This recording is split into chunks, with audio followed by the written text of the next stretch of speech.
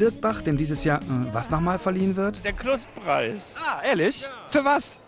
Wahrscheinlich, weil ich 50 bin. Und dann ihr Auftritt, das verboten schwule Fernsehpaar der ARD. Guck mal, wie schön sie aber auch sind zusammen. Ja, schwul sind sie also beide in den Rollen. Ansonsten, das müssen sie dann selber sagen. Jo Weil und Tore Schölermann, die Stars aus Verbotene Liebe. Wir sind eine große Familie und haben uns alle sehr lieb. Das war jetzt sehr schön gesagt. Das war wirklich schön. Aber die beiden Jungs sind doch verheiratet. Ja, die Mädels versuchen sich da immer irgendwie reinzukämpfen, aber im Grunde... So richtig schaffen wir es nicht. Volker Beck von den Grünen schmeckt's, derweil bekommen Jo und Tore von den Flugbegleiterinnen der AIDS-Hilfe Kondome zugesteckt. Dankeschön. Wird sich jemand anders freuen. Danke. Danke euch. Guten Flug. Denn schließlich hat das Ganze hier einen sehr ernsten Hintergrund. Und das war die Hochzeit des letzten Jahres. Jo und Tore Schölermann-Weil, montags bis freitags, 18 Uhr im Ersten. Du hast die beiden getraut. Ja, ich habe die beiden getraut. Das war sehr, sehr schön. Es war in der Kulturkirche sogar. Ne? Es war ein wunderbarer Ort. Ich war ja schon auch Kleingeistlicher, aber sowas Schönes durfte ich noch nie tun. Als Oliver und Christian vor einigen Wochen zu mir kamen und mich baten, sie zu trauen, fühlte ich mich sehr geehrt. Aber als sie mir dann sagten, wie sie sich die Trauung vorstellen, da war ich sehr verwirrt. Dann bin ich zu dem Schluss gekommen, dass man von Zeit zu Zeit Rituale brechen muss, damit sich etwas verändert. Wie bist du jetzt zu der Rolle gekommen? Hast du dich beworben? Hast du angerufen und gesagt, so, ich muss das unbedingt machen? Oder wie kam das? Nee, Gott sei Dank hat man mich gefragt. Ich weiß nicht, habt ihr das angefragt? Ich glaube, es lief eher umgekehrt, dass wir gesagt haben, wir hätten gerne Dirk Bach und dann hat das geklappt. Und wir waren natürlich tierisch stolz, als wir dann gehört haben, es klappt tatsächlich, Dirk macht das. Und er hat es ja auch so toll gemacht. Also ich glaube, das war ja auch ein Teil dieses Zaubers. Ich möchte mein Leben mit dir teilen. Für immer, egal was passiert. Und deshalb frage ich dich, ob du auch dein Leben mit mir teilen willst.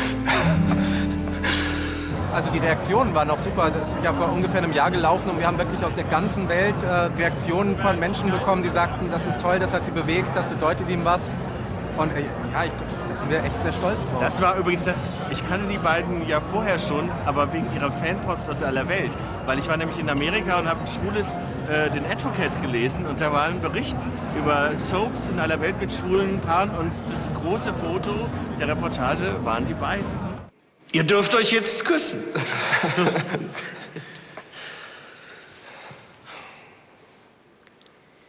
Und Sie dürfen ruhig klatschen. Das ist ja eine Kirche, kein Kerker. Das Motto des Abends, Liebe ist? Liebe ist zum Beispiel, dass wir alle hier sind. Aber splittern kann das jetzt nicht, oder? Nein, unsere Materialien, die wir verwenden, sind alle TÜV geprüft, das sind absolut unbedenklich. Finden auch unsere verboten Liebenden. Das ist ja auch so, ich bin ja sehr naturverbunden. Jo Weil und Tore Schölermann, die jetzt zum AIDS-Test gehen. Möchtet ihr das Quiz machen mit uns? Oh ja, bitte. Ja, sehr schön. Also folgendermaßen, hier sind Fragen, ja? Die könnt ihr einfach mal durchgehen und dann macht ihr an der richtigen oder an der falschen Stelle ein Kreuz und dann gucken wir mal, was ihr richtig oder falsch gemacht habt. Kann man sich vor einer HIV-Infektion schützen durch Treue? Ich meine, durch Treue ist natürlich, wenn du weißt, beide sind negativ und du bist treu und vertraust dir. Das sind jetzt keine Fangfragen, oder? Das sind keine Fangfragen, das sind Fragen, über die man sprechen kann. Gut, okay, dann... HIV und AIDS, ein schwieriges Thema, auch heute noch. Doch am Ende haben beide Jungs bestanden. So. Et voilà. Und eins für dich. Und ich wünsche euch einen wunderschönen CSD. Danke euch auch und Danke. weiter gute Arbeit machen. Vielen Dank. Danke euch, tschüss. Wiedersehen, tschüss. Ja, es ist leider wirklich so, es wird weniger drüber gesprochen in der Öffentlichkeit, weil gerade bei den jungen Leuten das Thema gar nicht mehr so im Mittelpunkt steht. Und man sieht jetzt ganz aktuell zum Beispiel so einen EHEC-Fall. Da sind 20 Leute oder wie viele waren es dann im Endeffekt wirklich gestorben in Deutschland. Aber das war jeden Tag in der Presse und jeder hatte plötzlich Angst und hat keine Gurke mehr gegessen. Und das hat man in meiner Jugend oder Tores Jugend wahrscheinlich auch mit HIV und AIDS gehabt. Da hat jeder drüber gesprochen und dadurch auch jeder wirklich an sein Kondom gedacht. Hier werden ohne Angst sehr viele Gurken gegessen und keiner denkt mehr so richtig drüber nach. Das war sehr metaphorisch. Ja, was wir machen können, wir können uns nur wie bei Veranstaltungen wie jetzt einfach überall hinstellen, unsere Fresse in die Kamera halten und darauf hinweisen und sagen, Leute, passt auf. Das ist bei uns der Vorteil, dass wir jeden Tag im Fernsehen zu sehen sind. Uns hören vielleicht 5, 6 Leute mehr zu, wenn wir die Themen ansprechen. Aber das kann jeder zu Hause genauso machen. Oder Eltern sollten weiterhin früh anfangen, ihre Kinder aufzuklären und auch über diese Themen zu sprechen. Ja. Man kann nicht genug drüber sprechen. Ich hätte gern ein Soli-Bändchen. Aber natürlich. Soli-Bändchen und Soli-T-Shirt. Der Fanclub der verbotenen Liebe ist Jo und Tore auf den Fersen. Von den ersten Folgen an hatten die ja ein schwules Paar dabei oder schwule Figuren. Also das hat VL, glaube ich, auch schon immer ausgemacht, dass es schwule und lesbische Geschichten ganz gleichberechtigt neben den anderen Geschichten gab.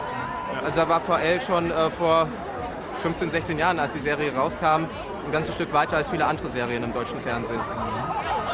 Bei mir war es, meine Rolle war erst klein und als es dann hieß, das wird eine größere Rolle, hat man mir auch gesagt, dass Olli bisexuell wird. Ja, das war vollkommen okay. Wirklich? Also für mich war das ein Problem, ehrlich gesagt. Also mir wurde es irgendwann so im Büro so aufgesetzt und so gesagt, übrigens, deine Rolle wird jetzt bald sich in einen Mann verlieben. Und für mich war das erst, ich habe es erst nicht geglaubt, dann war es ein Schock, weil ich einerseits Angst hatte, dass ich es nicht spielen kann und weil ich komme vom Dorf, ich komme aus so einer kleinen Stadt, wo sowas nicht so wie in Köln behandelt wird, wo das auch schon viel normaler ist und alle überhaupt kein Problem damit haben.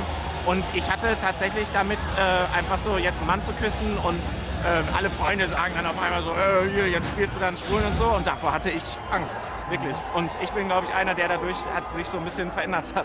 Jetzt so auch zu der ganzen, ich habe jetzt bin auf einmal auf dem CSD und in Köln hat man ja dann viel mehr Kontakt zu der ganzen Geschichte und das ist alles, ganz witzig eigentlich.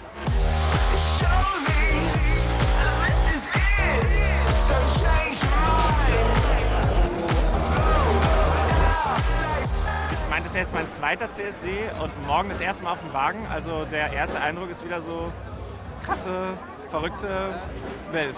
Ich denke, der CSD, der hat sich hier in Köln festgesetzt. Der wird ja auch immer besser angenommen, glaube ich. Also wenn man die Parade mitfährt und sieht, wie bunt gemischt die Leute sind, die am Rand stehen und zujubeln. Das ist von der Familie mit Kind bis zum alten Ehepaar, die da stehen und mitfeiern. Ja. Ich glaube, das wird in 20 Jahren definitiv noch sein. Ja. Sonntagmorgen 11:30 auf der anderen Rheinseite in Deutz. Letzte Vorbereitungen für die große CSD-Parade quer durch die Kölner Innenstadt.